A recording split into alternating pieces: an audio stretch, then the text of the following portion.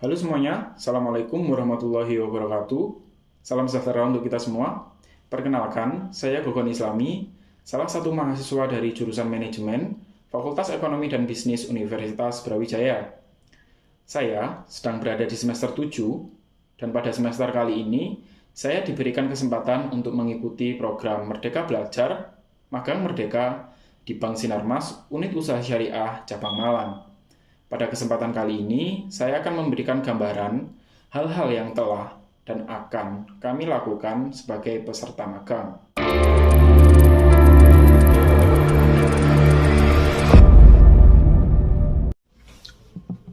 Baik, program magang ini diselenggarakan selama kurang lebih 5 bulan, dari 12 Oktober 2021 hingga Valentine 2022, 14 Februari maksudnya. Nah, lalu hal-hal apa saja sih yang telah kita lakukan di paruh waktu pertama ini? Dalam minggu-minggu pertama, pasti kami diberikan pelatihan. Nah, pelatihannya, materinya apa saja? Materinya adalah sebagai berikut.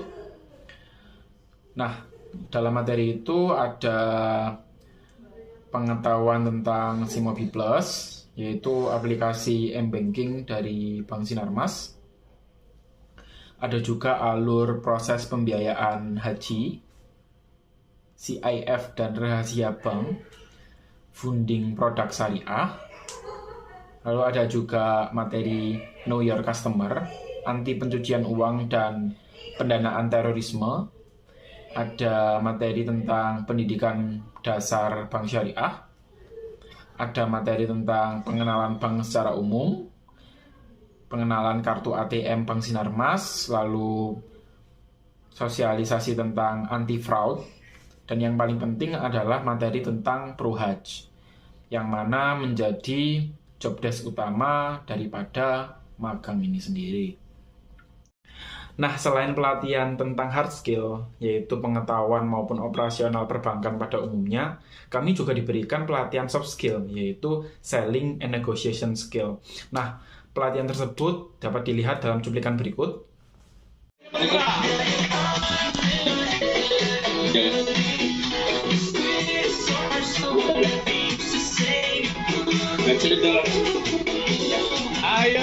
Nah, sangat seru bukan? Cuplikan dari pelatihan selling and negotiation skill tadi. Tapi yang menjadi pertanyaan adalah, apa sih sebenarnya job desk yang kita lakukan atau tugas kewajiban kita selama magang itu ngapain sih? Apakah ngeprint dan fotokopi? Oh, tentu tidak. Jadi teman-teman, karena Magang Merdeka ini adalah sebuah program yang dicanangkan oleh Mendikbudristek, pasti mempunyai standar tertentu ya, standar mutu tertentu. Jadi dalam program magang ini kita juga ada standar kegiatannya itu apa. Nggak boleh tiba-tiba job desk-nya suruh fotokopi dan ngeprint saja, tiba-tiba didaftarkan Mendikbudristek terus keterima, nggak seperti itu. Harus ada modulnya, ada perencanaan dan lain sebagainya, di mana output daripada kegiatan ini sendiri itu jelas. Nah, job desk kita sebagai peserta magang di Bank Sinarmas ini yaitu adalah ditempatkan di bagian relationship officer.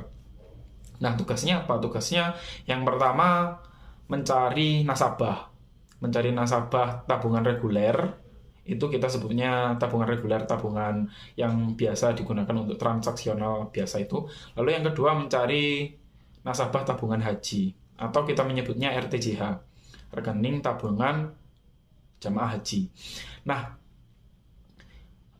berapa targetnya? Kita diberikan target 10 nasabah reguler dan 5 nasabah haji. Jadi kira-kira seperti itu. Pertanyaannya, apakah ada mahasiswa yang ditempatkan di divisi lain? Selama yang saya tahu tidak ada.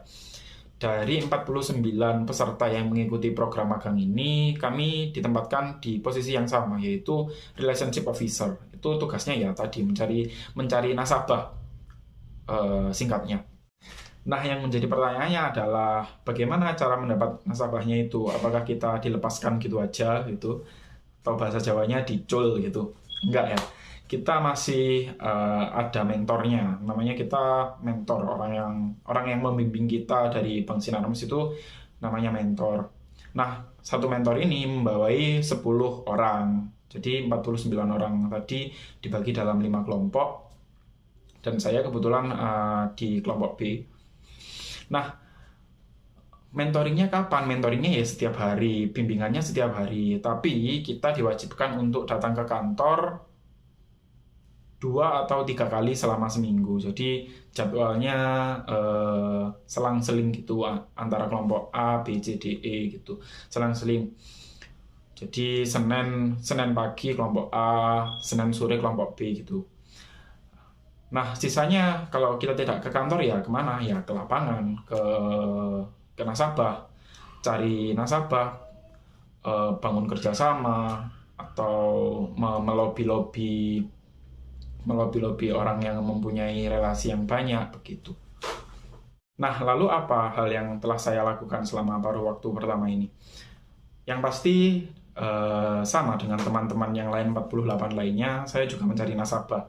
Cara nyari nasabahnya bagaimana ya? Yang pertama kita mulai dari orang terdekat dulu, dari keluarga, dari teman gitu.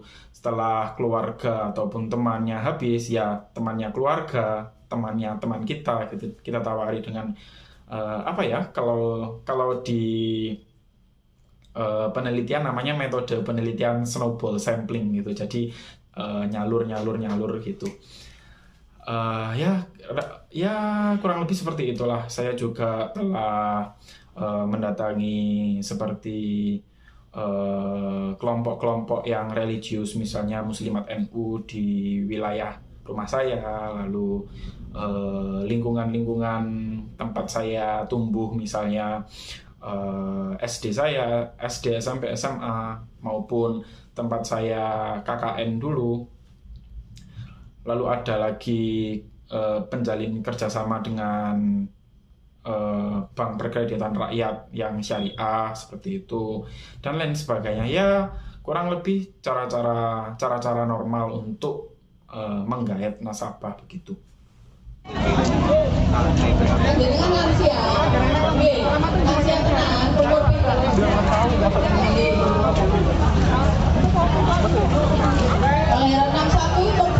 Lalu apa yang akan saya lakukan paruh waktu ke depan dalam bulan Desember, Januari, dan Februari ke depan?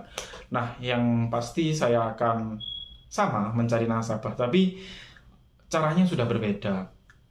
Nah, saya pelajari bahwa mencari nasabah dengan cara langsung datang ke konsumen akhir itu kurang efektif. Oleh karena itu, saya telah mencari dan mengumpulkan data tentang Kopontren ataupun koperasi pesantren ataupun pengurus-pengurus pesantren di Jawa Timur, karena wilayah kerja saya kan berada di Jawa Timur. Saya sudah mengumpulkan 104 data Kopontren, koperasi pesantren maupun pondok pesantrennya itu sendiri, bukan koperasinya. Akan saya hubungin mungkin 2 atau 3, mungkin maksimal 5 koperasi setiap hari. Dihubungi, nanti misalnya ada yang anggota pesantren itu ataupun santrinya, wali santrinya maupun ustadznya itu sendiri, kiainya mungkin mau daftar haji 2 kali, bisa daftar melalui saya begitu. Nah, apakah seru ikut kampus mengajar? Apakah seru ikut magang merdeka ini ya? Yang pasti ya lumayan seru, menambah pengalaman, menambah jaringan kita tuh. Manfaat apa saja sih yang telah kita dapatkan selama mengikuti magang ini? Yang pertama, yang pasti pengalaman, ilmu itu adalah hasil yang paling bermanfaat dalam kegiatan kali ini. Yang kedua, kita diberikan jaringan, relasi atau jaringan itu adalah hal yang penting sekarang. Dewasa ini menjadi penting. Relasi ataupun jaringan adalah sebuah kekayaan non material yang harus kita punya gitu. Yang ketiga, pasti kita nanti misalnya lulus dan memenuhi syarat untuk mendapatkan nilai yang baik, kita mendapatkan nilai yang baik dengan sertifikat pastinya. Nah, yang terakhir ini yang mungkin banyak diharapkan mahasiswa ataupun anak-anak kos seperti saya, yaitu insentif yang besarannya ya walaupun tidak sebesar UMR ataupun apa, tapi cukuplah untuk kebutuhan bayar kos, makan sehari-hari gitu, cukup. Gitu saja teman-teman, cerita-cerita saya kali ini. Wassalamualaikum warahmatullahi wabarakatuh.